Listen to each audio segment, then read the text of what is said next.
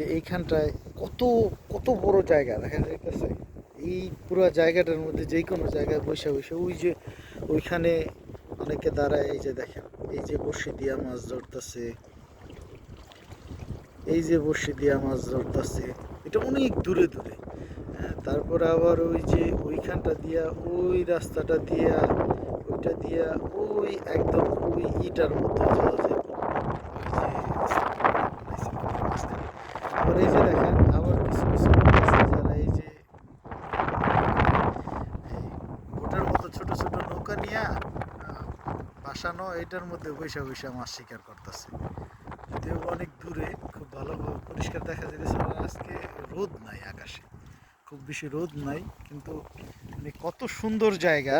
একদম এই যে ইগুলা যে করে রাখছে এটা এই ঢেউয়ের সাথে সাথে দেখা যাইতেছে হালকা একটু দোলতাছে, কিন্তু অনেক মজবুত স্থাপনা বলেই মনে হয়, একদম পরিষ্কার এবং মজবুত। এখানে পাখি টাখি হয়তো আসছে কিছুক্ষণ আগে, পাখি ওই দিকে এক ঝাঁক পাখি দেখলাম।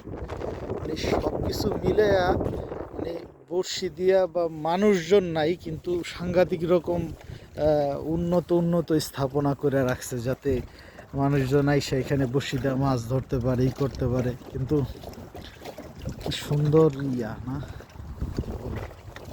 ঢেউ, বাহ,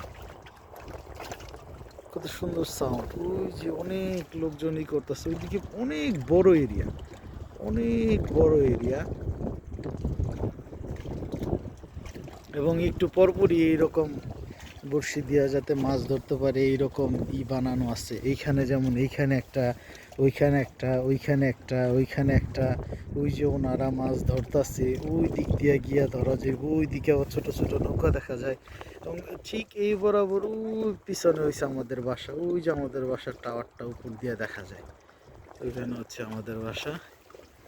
যাক, আজকে এই পাশটা এসে যদি বা শীত শীত না থাকলে আরও অনেক বেশি ভালো লাগতো। তারপরেও যে খুব একটা খারাপ লাগতেছে তা না, ভালোই লাগতেছে মোটামুটি। এখন আমি বাসার উদ্দেশ্যে রওনা দেব। ভালো থাকবেন সবাই। মানে দিয়ে আপনার এই বড়শি দিয়া মাছ ধরার জন্য কত সুন্দর সুন্দর জায়গা বানানো যায়, এটার একটা উৎকৃষ্ট উদাহরণ এই জায়গাগুলো। ঠিক আছে, এই যে সাইকেল চালাইতেছে।